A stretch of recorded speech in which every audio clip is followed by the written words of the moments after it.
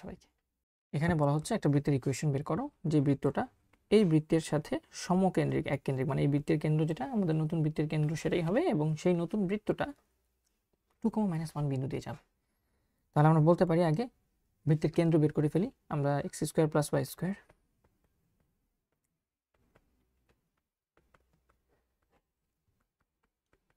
এই বৃত্তের ইকুয়েশনের সাথে কম্পেয়ার করে, কম্পেয়ারিং দিস টু ইকুয়েশনস, এটা এবং এটা, আমরা g এর মান এবং f এর মান পেয়ে যাব। সো এখান থেকে বলা হচ্ছে 2g এর মান হচ্ছে আমাদের -4, 2f এর মান হচ্ছে 5। সো g এর মান আমরা বলতে পারি -2 অ্যান্ড f এর মান হচ্ছে আমাদের কত, 5/2, রাইট? সো বৃত্তের কেন্দ্রের ইকুয়েশন, এবং আমরা জানি যদি g এবং f এটা হয় তাহলে আমাদের যে বৃত্তের সেন্টার, কেন্দ্র, বৃত্তের সেন্টার হচ্ছে -g, -f।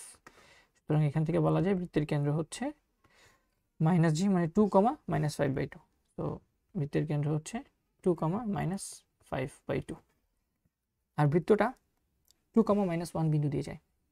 আমরা যদি বৃত্তের কেন্দ্র জানি এবং বৃত্তের ব্যাসার্ধ r জানি তাহলে কিন্তু বৃত্তের ইকুয়েশন পেয়ে যাব। তো আমরা বলতে পারি এখান থেকে বৃত্তের ব্যাসার্ধ r এর মান হবে বৃত্তের কেন্দ্র এবং যে বিন্দু দিয়ে যাচ্ছে তাদের মধ্যবর্তী যে দূরত্ব, ব্যাসার্ধ, রাইট? ব্যাসার্ধ হচ্ছে কেন্দ্র আর যে বিন্দু দিয়ে বৃত্তটা যায় সেটার মাঝখানে মধ্যবর্তী দূরত্ব। তো আমরা বলতে পারি এইটার মাঝখানে মধ্যবর্তী দূরত্ব হচ্ছে, যেহেতু এটা 2 এবং 2 সেম, জাস্ট এখানে -5/2 আর এখানে হচ্ছে 1, তো তাদের মধ্যবর্তী যে দূরত্ব হবে সেটা হচ্ছে কোটিদ্বয়ের অন্তর। তো কোটিদ্বয়ের অন্তর করলে আমরা যেটা পাচ্ছি যে -5/2, -এ প্লাস, সো +1, এটার মডুলাস ভ্যালু। তুমি দুইটা বিন্দুর মধ্যবর্তী যে দূরত্ব বের করে সেই ফর্মুলা দিয়ে করলেও হবে।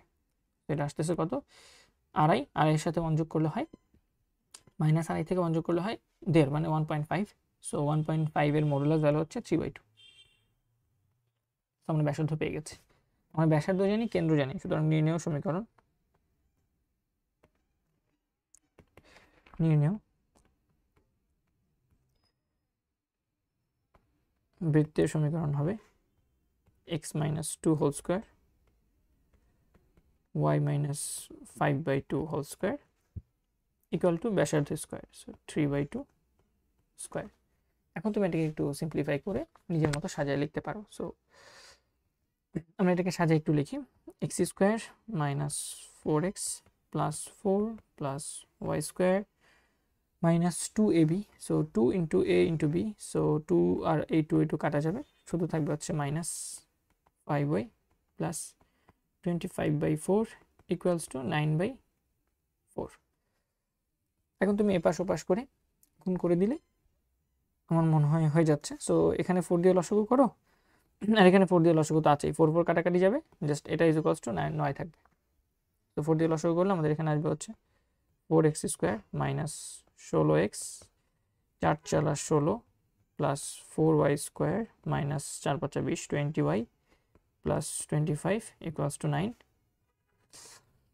এখন তুমি 4 দিয়ে কাটাকাটি করার দরকার নেই, যা আছে তাই রাখো, বা তুমি কাটাকাটি করেও দিতে পারো, it's all up to you. হ্যাঁ, তুমি কিভাবে করবা। So 4x² - 16x plus 16 plus 4y² - 20y plus 25 থেকে 9 চলে গেলে 16 থাকে, সো প্লাস 16 ইকুয়াল টু 0। এরপর তুমি 4 দিয়ে ভাগ করেও দিতে পারো, 4 দিয়ে ভাগ করে দিই আমরা x² plus y² - 4x - 5y, আর আমাদের এখানে আছে কত, 16 অ্যান্ড 16 32, 32কে 4 দিয়ে কাটলে 8